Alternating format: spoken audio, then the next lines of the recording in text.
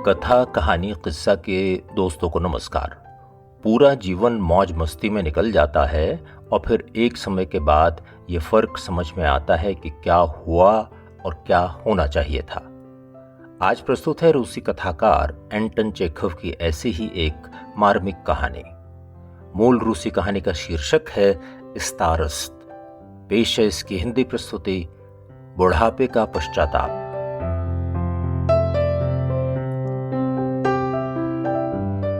पेशे से आर्किटेक्ट उज़ेलकोव आज ही अपने कस्बे में पहुंचा था। उसे यहाँ के कब्रिस्तान में बने चर्च के जीर्णोद्धार के लिए बुलाया गया था। वो यहीं पैदा हुआ था, यहीं स्कूल गया था और बड़ा होने पर इसी कस्बे में उसकी शादी भी हो गई थी। लेकिन आज ट्रेन से उतरने के बाद जब उसने अपने कस्बे को देखा तो इसे पहचान ही नहीं पाया। सब कुछ बदल गया था। 18 साल पहले जब वो पीटर्सबर्ग गया था, उस समय यहाँ बच्चे जिस जगह छोटे चूहों के पीछे भागते थे वहां पर स्टेशन बन गया था। आज कस्बे की मुख्य सड़क पर 4 मंजिला होटल भी खड़ा था। पुराने दिनों में वहां पर एक दीवार होती थी, लेकिन किसी दीवार या मकान में उतना बदलाव नहीं आया था जितना यहाँ रहने वाले लोगों में दिख रहा था। होटल के वेटर से बात करने पर उज़ेलकोव को पता चला कि जिन लोगों को वो जानता था उनमें से आधे से ज्यादा मर चुके हैं। कुछ गरीबी की हालत में जिंदगी गुजार रहे हैं और भुला दिए गए हैं। उसने होटल के वेटर से पूछा, क्या तुम्हें उज़ेलकोव नाम के किसी आदमी की भी याद है? उज़ेलकोव जो आर्किटेक्ट था और जिसने अपनी पत्नी को तलाक दे दिया था। वो यहीं स्विरेविस्की मार्ग पर रहता था। तुम्हें याद होगा? वेटर ने सीधा सा जवाब दिया, सर मुझे तो कुछ याद नहीं आ रहा। उज़ेलकोव ने उसे याद दिलाने की कोशिश करते हुए कहा, तुम्हें उज़ेलकोव की याद नहीं है? उसके तलाक पर बहुत हो हल्ला हुआ था। सब गाड़ी चलाने वाले उसे जानते थे। सोचकर बताओ, वकील शापकिन ने वो तलाक दिलवाया था। वही बेईमान शापकिन जो ताश के पत्ते लगाने में माहिर था और जिसकी क्लब में एक बार पिटाई भी हुई थी। वेटर ने उसे देखते हुए कहा, इवान निकोलाइच? हाँ वही। क्या वो अभी जिंदा है? वेटर ने कहा, जिंदा है सर। अब तो वो नोटरी बन गया है और उसका अपना ऑफिस भी है। बहुत पैसे कमाए उसने। किरपिचनी स्ट्रीट में उसके 2 मकान हैं। अभी कुछ ही दिन पहले उसकी बेटी की शादी हुई है। उज़ेलकोव कुछ देर उलझन में रहा। उसने सोचा और फिर यह निर्णय लिया कि चलकर शापकिन से उसके ऑफिस में मिला जाए। होटल से निकलकर जब वो किरपिचनी स्ट्रीट की तरफ चला तो आधा दिन बीत चुका था। उसे शापकिन अपने ऑफिस में ही मिला, पर उज़ेलकोव उसे पहचान ही नहीं पाया। पुराने समय में शापकिन एक तेज तर्रार, चालू और चालाक किस्म का वकील था। उसके चेहरे पर रात को पी गई शराब की झलक दिखाई दे जाती थी। लेकिन अब वो शालीन, विनम्र लेकिन कमजोर बूढ़े व्यक्ति की तरह दिखाई दे रहा था। उज़ेलकोव ने ही बात शुरू की, तुम मुझे नहीं पहचान रहे हो? भूल गए मुझे? मैं तुम्हारा पुराना मुवक्किल हूं, उज़ेलकोव। एक क्षण कुछ सोचकर शापकिन बोला, उज़ेलकोव? ओह! शापकिन ने उसे पहचान लिया था और वो आश्चर्य और उत्साह से भर गया था। उसके बाद तो शापकिन ने कई सवाल पूछ डाले और कई यादों को ताज़ा किया। शापकिन उत्साह से चिल्ला रहा था, अरे भाई, तुमने तो मुझे हैरत में डाल दिया। मैं तो इसकी कल्पना भी नहीं कर रहा था। अच्छा बताओ, क्या पियोगे? शैंपेन मंगवाऊं तुम्हारे लिए? मछली खाओगे? सच बात तो यह है कि मुझे तुमसे इतना मिला है कि अब मैं तुम्हारी खातिरदारी में कुछ भी करने के लिए तैयार हूं। उज़ेलकोव ने कहा, अरे ऐसी बातें मत करो। वैसे भी मेरे पास समय बहुत कम है। मुझे अभी कब्रिस्तान जाकर वहां के चर्च का मुआयना भी करना है। मुझे उसमें कई काम करवाने हैं। शापकिन ने कहा, चर्च जाना है तो चलेंगे। अरे पहले हम कुछ खाएंगे पिएंगे और फिर साथ में ही वहां चलेंगे। मेरे पास एक शानदार घोड़ा गाड़ी है। मैं तुम्हें चर्च के वार्डन से भी मिलवा दूंगा। मैं सब प्रबंध करवा दूंगा। तुम चिंता मत करो। तुम तो मुझसे इतनी दूर खड़े हो जैसे मुझसे तुम्हें कोई डर लग रहा हो। अरे पास आकर बैठो, दोस्त, मुझसे डरने की कोई ज़रूरत नहीं है। ये बात ठीक है कि मैं किसी समय बहुत ही धूर्त और बेईमान किस्म का आदमी था और लोग मेरे पास आने में ही डरते थे, लेकिन अब ऐसा नहीं है। बूढ़ा हो रहा हूं और बाल बच्चों वाला आदमी हूं। अब तो भाई परलोक की चिंता करनी है। दोनों ने साथ में खाना पीना किया और उसके बाद गाड़ी में बैठकर कब्रिस्तान के लिए रवाना हुए। गाड़ी में बैठकर शापकिन ने पुराने दिनों को याद करते हुए कहना शुरू किया, क्या दिन थे। उन दिनों की याद करो तो भाई विश्वास ही नहीं होता। तुम्हें याद है तुमने अपनी पत्नी को कैसे तलाक दिया था? करीब 20 साल पहले की बात है। कहीं तुम ये सब भूल तो नहीं गए? मुझे तो ऐसा लगता है मैंने कल ही तुम्हें तलाक दिलवाया है। बाप रे, उस मामले में मुझे बहुत माथापच्ची करनी पड़ी थी। वो तो मैं तेज और चालाक किस्म का आदमी था, इसलिए कर पाया। मैं टेढ़े मामलों में कुछ ज्यादा ही उलझ जाता हूं। अब अगर फीस भी तगड़ी मिल रही हो तो फिर तो करना ही पड़ता है। तुम्हारे केस में भी ऐसा ही तो था। तुमने मुझे कितने पैसे दिए थे? 5 या 6 हजार दिए थे शायद। जब इतना धन मिल रहा हो तो तब तो मेहनत करनी ही पड़ती है।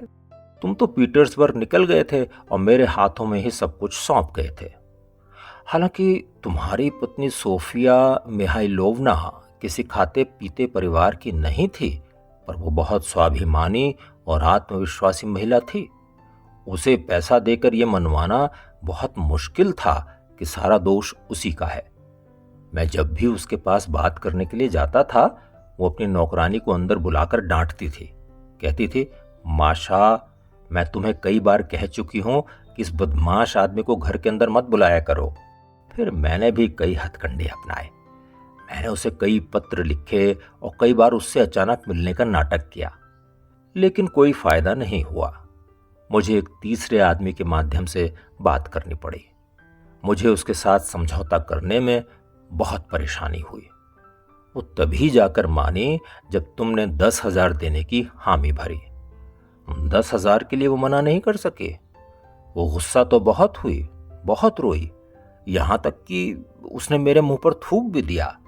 लेकिन आखिर में वो 10,000 रूबल लेकर अपना दोष मानने के लिए राजी हो गई। उजेलकोव ने कहा, मुझे लगता है मैंने 10 नहीं 15,000 रूबल दिए थे। शापकिन ने कुछ सोचने का अभिनय करते हुए कहा, हाँ हाँ, हो सकता है 15 रहे हों। लगता है मुझसे गलती हो गई है। अब तुमसे क्या छिपाना, बहुत पुरानी बात हो गई है। मैंने सोफिया को 10 ही दिए थे और बाकी के 5 खुद रख लिए थे। असल बात तो यह है कि मैंने तुम दोनों को ही चूना लगाया। पुरानी बात है, अब असलियत बताने में कोई शर्म भी नहीं है। अच्छा, अब तुम ही बताओ, अगर मैं तुम जैसे आदमी से पैसे नहीं ऐंठता तो किससे लेता? तुमने खूब धन कमाया था और तुम्हारे पास वो सब कुछ था जो तुम चाहते थे। मुझे याद है तुम्हें एक ठेका मिला था जिससे तुम्हें 20,000 रूबल मिले थे। तुम्हें देखकर मुझे जलन भी होती थी। तुम कोई भी सामान उठा लेते थे, तब भी क्लब वाले अपनी टोपी उतार कर तुम्हें सलाम करते थे। मैंने 1 रूबल की चीज क्या उठाई, उन्होंने सबके सामने ही मेरी पिटाई कर दी। चलो छोड़ो, पुरानी बातें याद करके अब क्या फायदा। अब तो सब कुछ भूलने में ही भलाई है। उजिलकोव ने पूछा, प्लीज मुझे बताओ कि सोफिया का बाद में क्या हुआ? शापकिन बोला, कुछ अच्छा नहीं हुआ। भगवान जाने क्यों उसने अपना मानसिक संतुलन खो दिया। शायद 10,000 के लिए अपना सम्मान बेचने की आत्मग्लानि उसे खाई जा रही थी। हो सकता है कि वो तुमसे प्यार करती रही हो। जो भी हो, उसने शराब पीना शुरू कर दिया। जैसे ही उसे पैसे मिले, उसने ऊंचे अधिकारियों से दोस्ती शुरू कर दी। उसकी शराबखोरी, अय्याशी और फिजूल खर्ची बढ़ती चली गई। जब भी वो किसी अधिकारी के साथ रेस्टोरेंट में जाती थी तो वो हल्की फुल्की शराब से संतुष्ट नहीं होती थी। वो तेज किस्म की ब्रांडी पीती थी। पूरी तरह से वो नशे में डूब जाना चाहती थी। उजिलकोव ने याद करते हुए कहा, हाँ, उसमें सनक तो थी। मुझे उसके कारण बहुत कुछ सहना भी पड़ा था। अगर कभी कुछ उसके मन का न हो तो वो गुस्से से पगला जाती थी। फिर क्या हुआ? शापकिन ने जवाब दिया, समय इसी तरह बीत रहा था। मैं एक दिन अपने घर में बैठा कुछ लिख रहा था कि अचानक वो दरवाज़ा खोलकर कमरे में आ गई।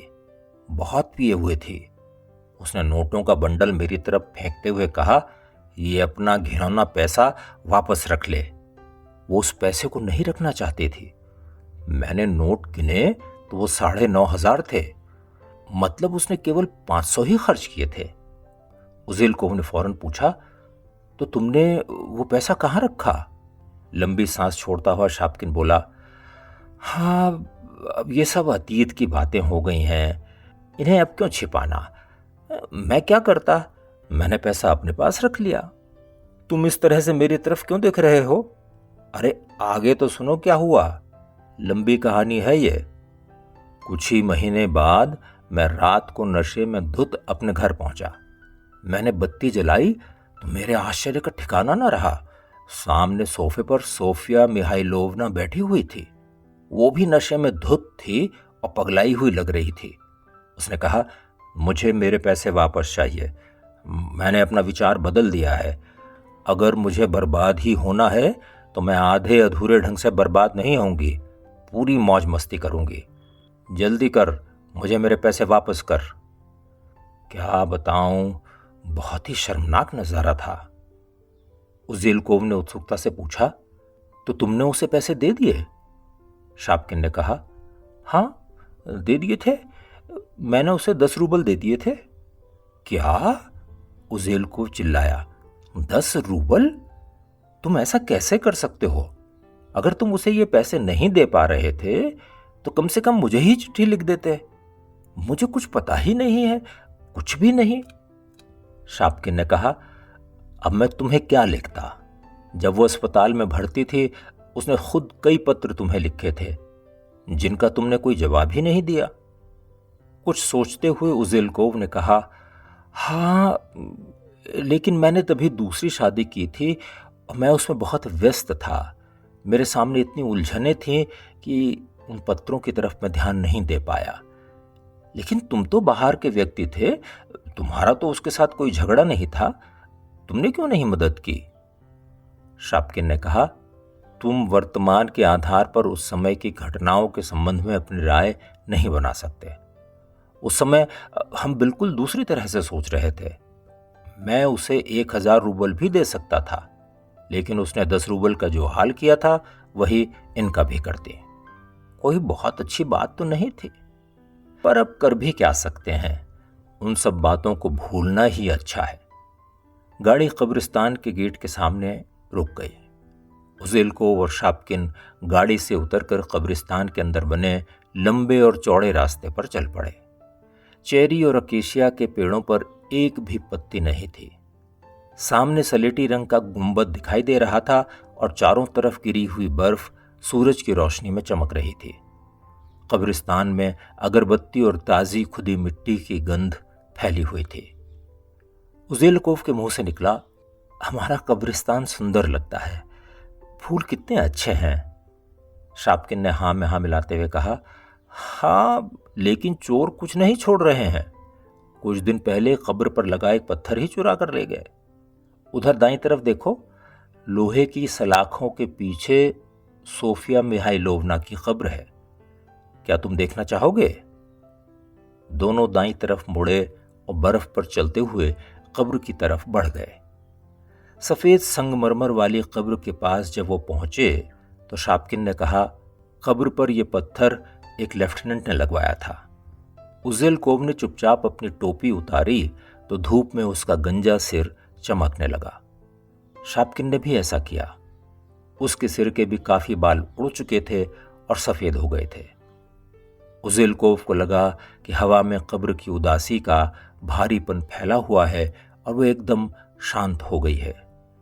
दोनों दोस्त कुछ देर तक कब्र के सामने ही खड़े रहे, गंभीर और चुपचाप। मौन तोड़ते हुए शापकिन ने कहा, वो शांति के साथ यहीं पर सोई हुई है।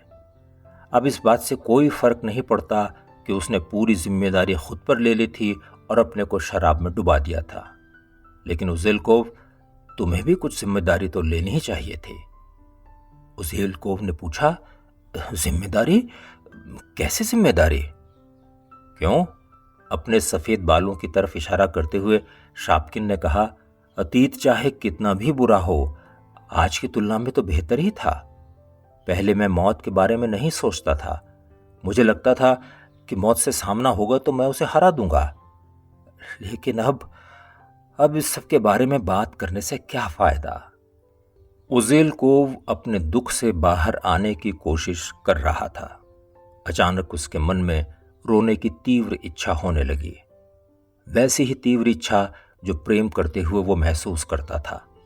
उसे लगा कि आंसू उसे संतुष्ट कर देंगे, राहत पहुंचाएंगे। उसकी आंखें हल्की सी गीली हो गईं और उसका गला रुंध गया। लेकिन शापकिन पास ही खड़ा था और उज़ेल कोव नहीं चाहता था कि उसे उसकी कमजोरी दिखाई दे। वो जल्दी से मुड़ा और चर्च की तरफ चल दिया। चर्च का मुआयना करने और उसके वार्डन से बात करने में लगभग 2 घंटे लग गए। जब शापकिन पादरी से बात कर रहा था तब उज़ेल कोव दूसरी तरफ चला गया। वो रोना चाहता था। वो सोफिया की कब्र की तरफ बढ़ा। उसे ऐसा लगा कि कब्र के ऊपर रखा सफेद पत्थर उसकी तरफ उदासी और दुख के साथ देख रहा है। पता नहीं क्यों उसे ऐसा भी महसूस हुआ कि उस पत्थर के नीचे कोई जिद्दी तलाकशुदा औरत नहीं बल्कि एक मासूम सी लड़की सोई हुई है। उज़ेल को रोना चाहता था। उसने कोशिश भी की, लेकिन आंसू बहने का समय निकल चुका था। उसने अपनी बूढ़ी आंखें झपकाईं। कहीं कोई नमी नहीं थी और ना ही गला भरा हुआ था। हताश सा करीब 10 मिनट तक वो वहीं खड़ा रहा और फिर शापकिन की तलाश में वापस मुड़ गया। बुढ़ापे का पश्चाताप। अभी आपने एंटन चेखव की रूसी कहानी इस्तारस्त की ये हिंदी प्रस्तुति सुनी। अगर कहानी अच्छी लगी हो तो इसे लाइक करें, शेयर करें और हमारे चैनल को सब्सक्राइब भी करें। जल्दी मिलते हैं एक और नई कहानी के साथ। नमस्कार।